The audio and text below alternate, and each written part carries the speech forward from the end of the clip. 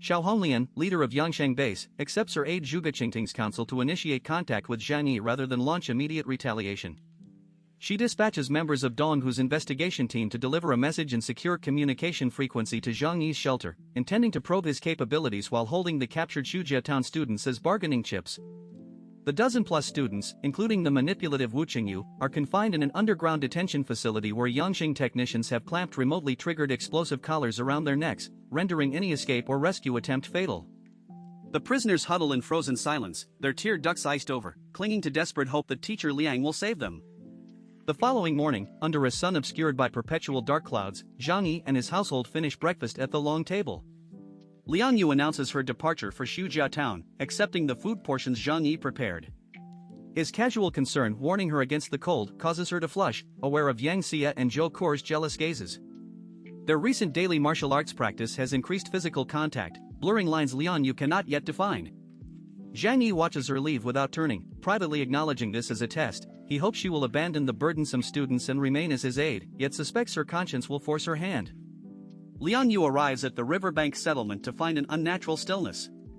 The snow huts stand empty, curtains lifted to reveal only frozen bedding and the detritus of desperate survival. The students, lazy, ungrateful, reduced to relieving themselves behind curtains in the sub-zero interiors, have vanished without tracks.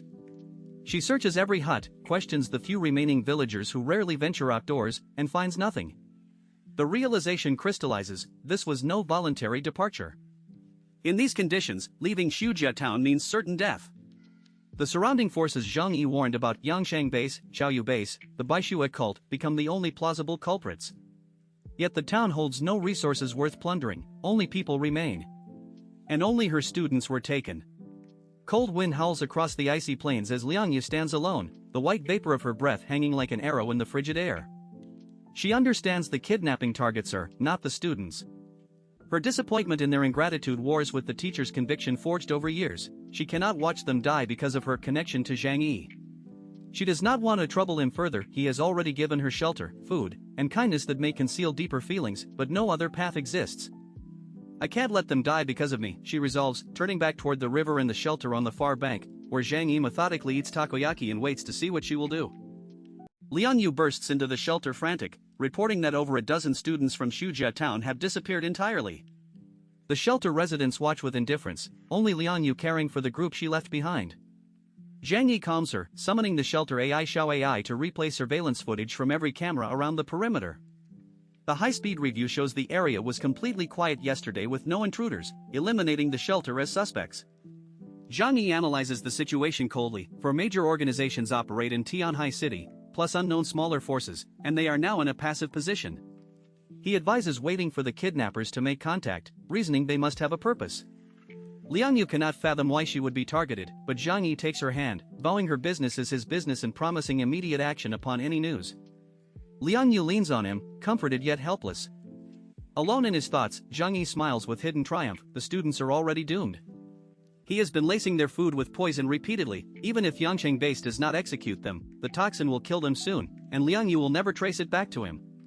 After sending Liang Yu to rest with Yang Xinxin and Lu Karen, Zhou Ke presses Zhang Yi on whether a major force will attack. He confirms it without hesitation, acknowledging he has kept the killing of Gao Yuan secret. He views open conflict as unavoidable. The only way to make covetous bases cease probing the Xishan-based territory he now holds. Yang Xia laments the end of their brief peace, but Zhang Yi corrects her. They bought that peace with war, and in the apocalypse, war is the norm. He leans back calculating defenses. The shelter's integrated offensive-defensive line can handle two simultaneous attackers, but a four-way coalition would be problematic. Zhang Yi stood ready for the confrontation he knew was coming, calculating that only a decisive show of force would secure lasting peace for his shelter in the former Xishan-based territory. While Liang Yu starved herself in anguish over the vanished students, Zhang Yi discussed her condition with Zhou Ke with clinical detachment, admitting he admired the teacher but would never allow romantic feelings to compromise his ruthlessness. He summoned Uncle Yu and Su Chunlei to the second floor, confirming Yangsheng base scouts had already penetrated the perimeter and that battle was inevitable. Both veterans accepted the reality calmly, Uncle Yu declaring their good days were earned with fists while Fatty Su resigned himself to the fight. Their conversation was cut short by the sound of an approaching engine, a modified Yangsheng-based snowmobile racing toward Yunk Manor.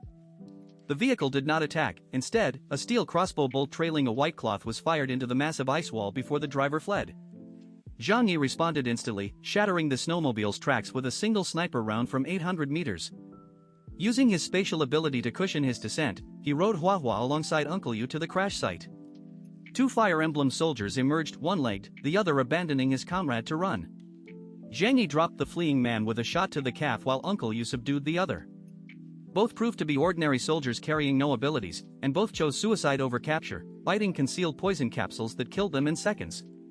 As Zhang Yi lamented the lost intelligence, Fatty Su arrived breathless holding the recovered crossbow bolt and its cloth message.